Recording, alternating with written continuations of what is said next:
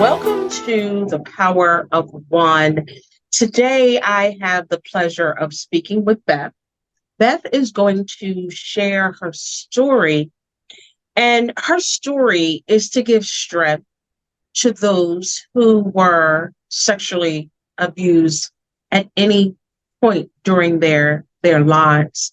We want to be able to extend the strength and be able to empower those not to suffer in silence. Beth, welcome to the show.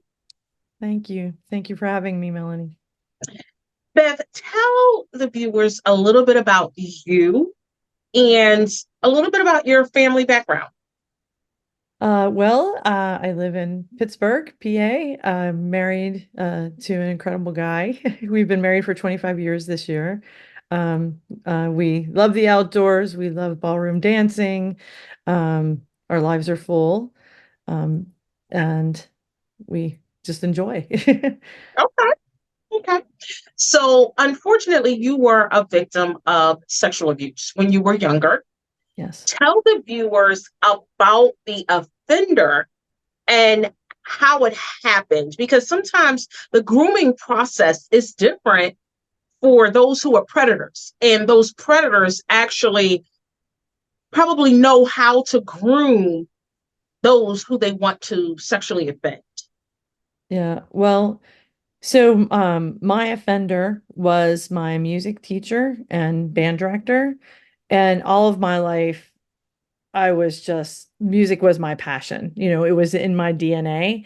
And as far back as I can remember, all I wanted to ever do was play and sing. Every holiday, birthday, I'd ask my parents for a guitar, I'd beg them for that. And I often felt alone in my music, in my love for music. My parents didn't really understand. They thought it was a nice, fun hobby, but it wasn't anything serious, it was like a pastime. But to me, it was so much more. It was a lifeline. And I couldn't wait to get to high school and play in the wind symphony and with the band and be around other musicians. And I literally dreamt about it. And when I first met this teacher, I was in seventh grade, and I felt like finally someone got me. And he was someone who understood my love for music. And I was thrilled that this incredible musician, because he was an incredible musician, recognized my talent as well. And I was born with severely damaged and dislocated hips. My parents were told that I would probably never walk, and I did. But with a really pretty severe limp and a lot of pain. Um, so I was incredibly self-conscious about the way I walked. And this teacher, he actually helped me build my confidence and helped my self-esteem, after years of feeling less than because of the way I walked. I felt accepted and like I belonged. And he also, became friends with my parents, my family. He started hunting and golfing with my father. Mm, And you had asked about the grooming. Um, I was not aware that it was grooming at the right. time, but it started immediately. As soon as I met him, and I remember having him. My first class with him was a general music class in seventh grade, and we had an assignment to make a band, like an instrument of some sort. So I went home and I got two pieces of sandpaper and glued them to two wooden blocks to make a percussion instrument. It was nothing earth-shattering. But the next day in class, he made such a big deal out of this. We talked about my, ingenuity and my creativity. It was the best instrument he'd ever seen. He was going to use it with the high school band. And of course, I felt elated. I was like, oh, he used my instrument. Like, this is so incredible. And, it worked. I felt special. And, he quickly began supporting me and encouraging me, in my music. He gave me opportunities for solos. He helped me to prepare for auditions for other groups. He got me a private flute teacher, bought me music, even got my family a deal on a professional flute for me. It was, wonderful. And eventually he even made arrangements to have all of my study halls moved down to the band room so that I could practice during study halls, which I thought was wonderful because I could Mhm. practice instead of being in this boring study hall. But, it was a planned thing for him. It was no accident that he did that. So, So now you said you were in seventh grade when yeah, you first met this band yeah. teacher. When was it a the first inappropriate act that took place? Was it something that made you think, was that inappropriate or was it me? You know what I mean? Yeah. Was it subtle at first? And subtle, when I say subtle, you know what I mean? Was it Oh, yeah. like something that made you think later, okay, was it me or did that just occur?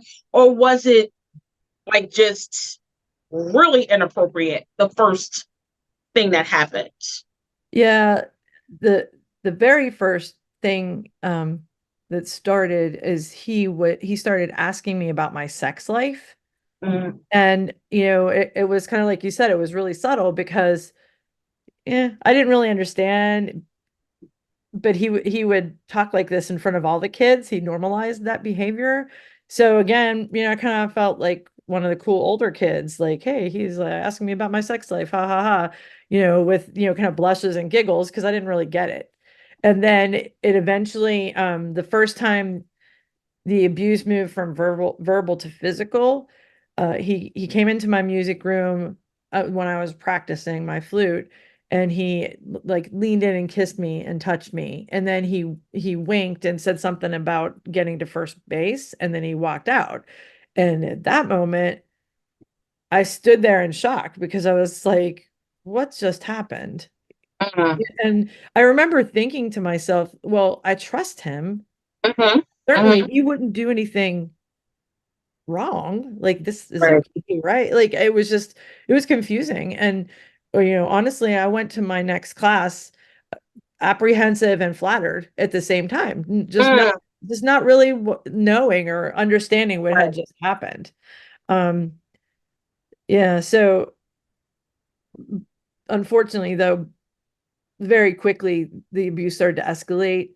And by the time I entered ninth grade, this was like in early like eighth grade or seventh grade. By the time I entered ninth grade, he was raping and sodomizing me sometimes daily at school. And it happened at school. It happened at school, in all sorts of places in the school, auditorium, girls' rooms, closets, practice rooms, the, the projection booth in the auditorium, pretty much anywhere that he had access, which was everywhere, and was isolated enough. It even happened in our own home a couple of times.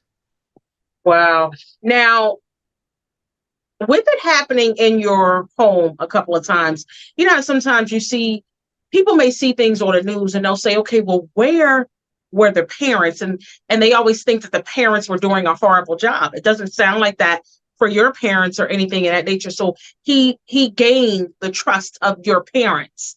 And He that way did. you were able to be alone with him at times.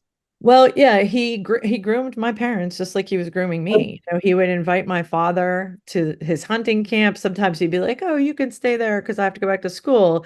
And conveniently he left his rifle there and asked my dad to take it home with him.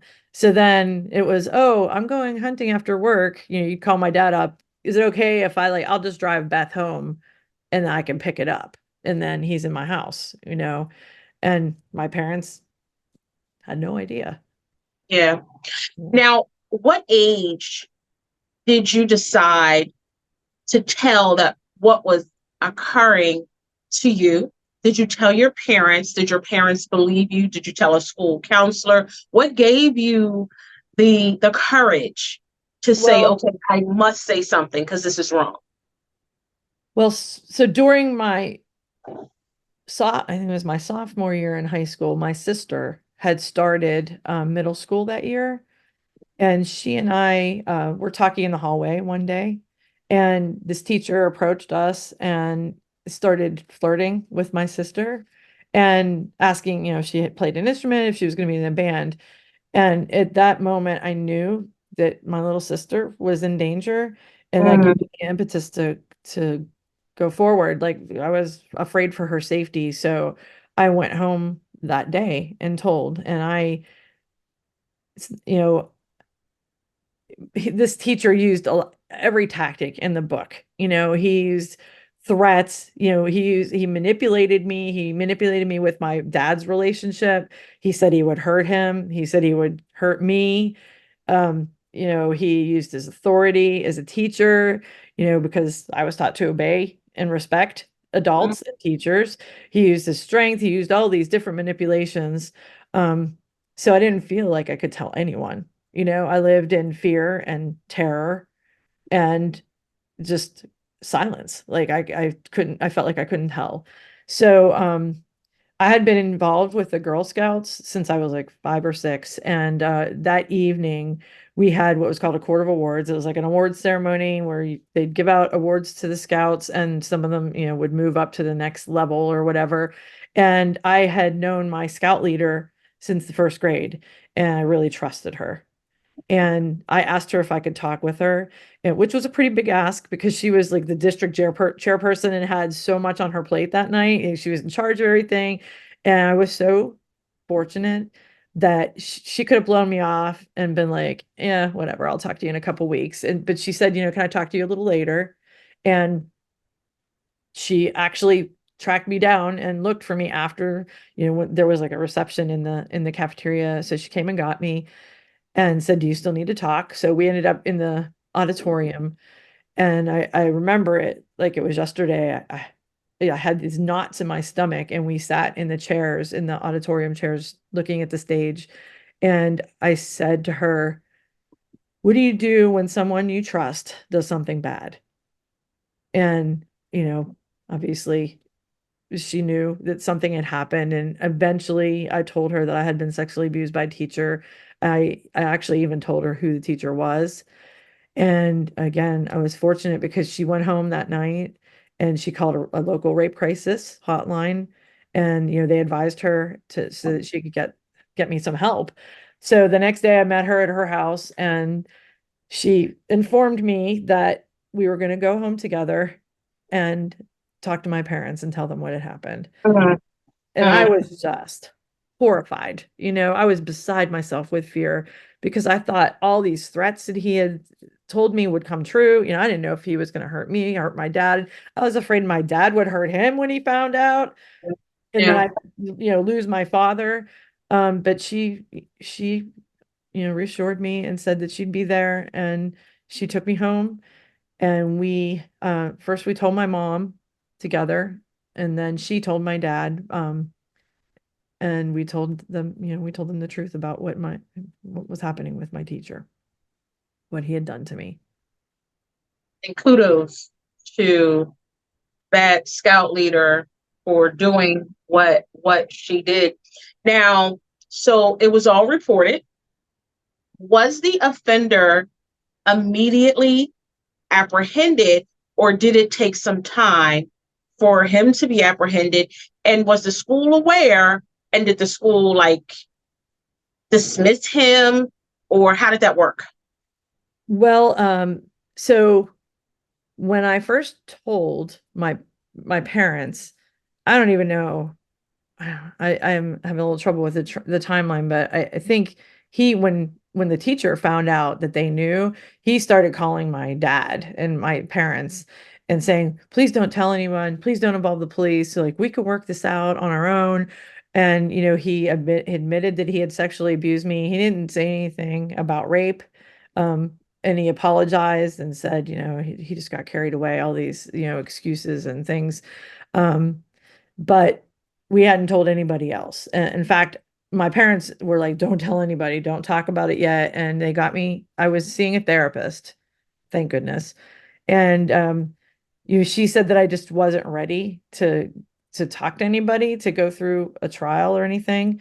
I was just too fragile, because it took about, I think, 9 months before it took about 9 months before my therapist said that she felt that I could be strong enough to go through a trial, and I was completely overwhelmed. And they had this counseling program at school. It wasn't like the school psychologist, but it was a program. And I went in there one day just because I was so overwhelmed with the chaos that was ensuing in my life.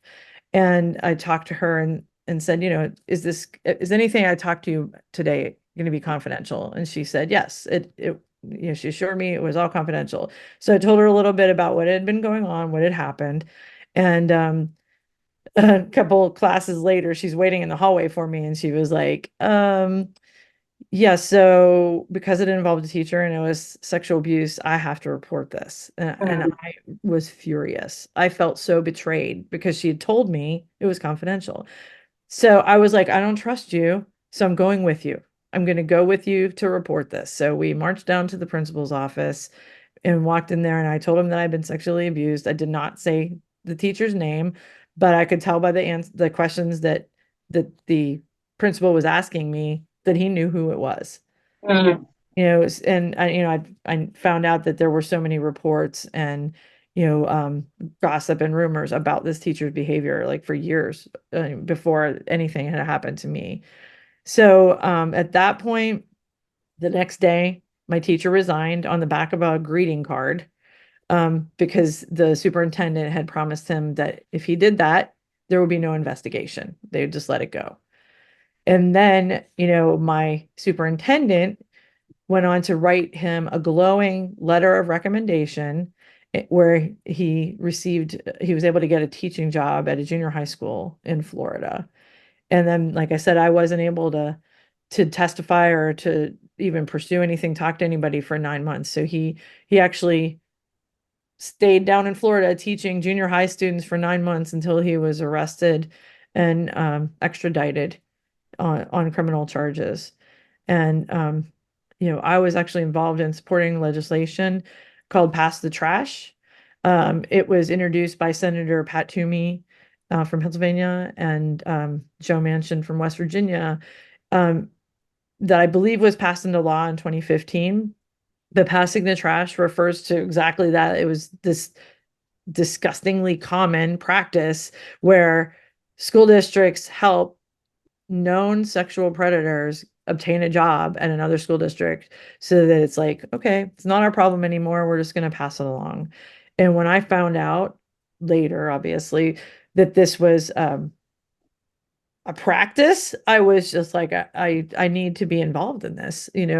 I found out through Pittsburgh Action Against Rape, and I was just so appalled. This is exactly what my school district did. They enabled him to go down to Florida and potentially rape and sexually abuse other children, knowing what had happened, even though it hadn't gone to trial yet. Right, right. But again, it was knowing Yeah. that happened. Was he a well-known teacher?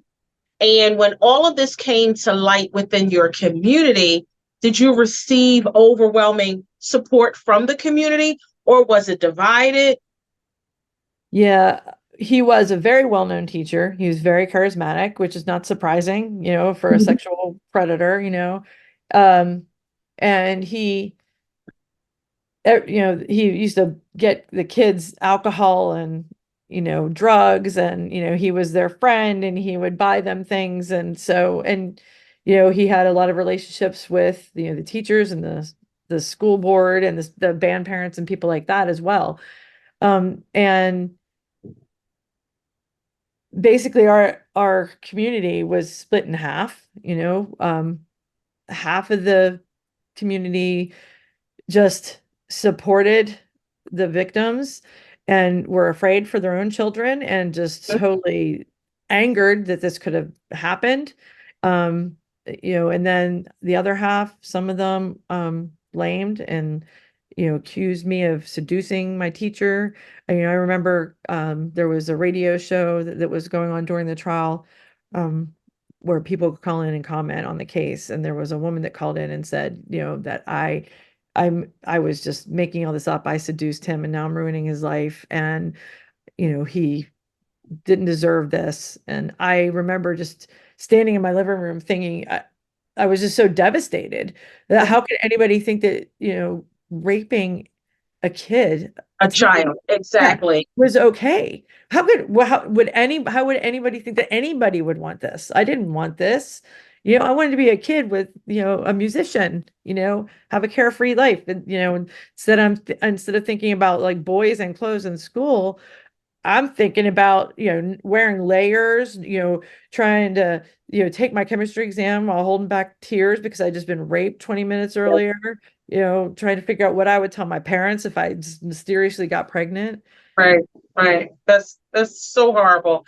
Now, going through the trial, were there more girls that came forward? Was he ever convicted? And if so, how much time did he serve?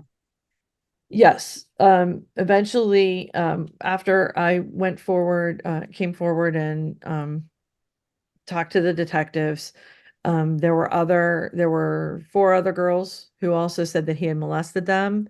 So there were five of us, and I think it was like the summer of my junior year. I had to go through the preliminary hearing, and then they set a date. They thought it would be fall. So the first 2 weeks of my senior year in high school, I was testifying and, walking the halls of the courtroom.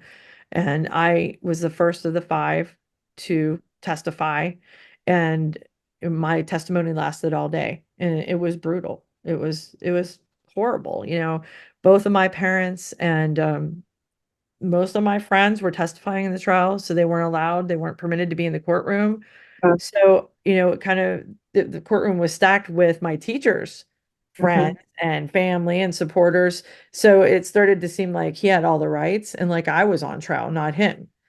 Unfortunately, I did have my family member, my aunt, my mom's sister, who drove in from out of state every day to sit in the room so that I had a loving and friendly face to be there when I was testifying because I was on the stand having to talk about these horrible, horrible experiences, things using words and things that I never talked about, in front of my perpetrator, my teacher, a jury of 12 people, the judge, a room full of strangers, and then the defense attorney was just horrible. He made just vicious and untrue accusations against me.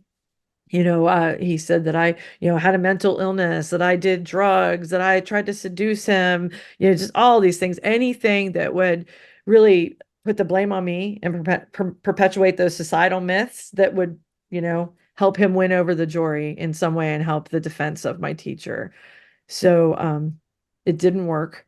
He was found guilty of 42 counts, including rape, attempted rape, and deviant um, sexual intercourse, and many more. And the judge called him it was a Dr. Jekyll, Mr. Hyde, you know, beloved band teacher turned monster, and sentenced him to 30 to 70 years in prison. Is he still serving time? He is not. He actually died in prison. Beth, I am so sorry for what you experienced. Please give encouraging words for any child who is experiencing sex abuse today. First of all, it is not your fault, no matter what anybody told you. Secondly, tell somebody, somebody safe. There are so many resources here in Pennsylvania, rape crisis centers, trauma-informed counselors. Don't keep it a secret. There are, also child advocacy centers. I mean, there's so many resources here. Tell a trusted adult, tell someone who will believe you, because you shouldn't be going through that.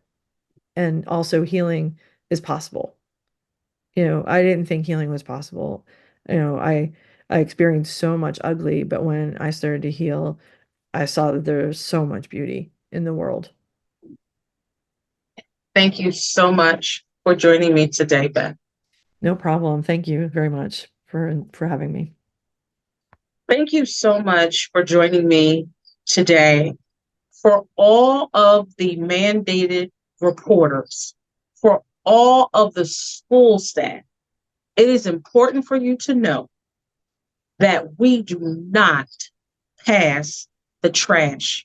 And passing the trash, you are putting others in danger. Do not pass the trash. Peace and love.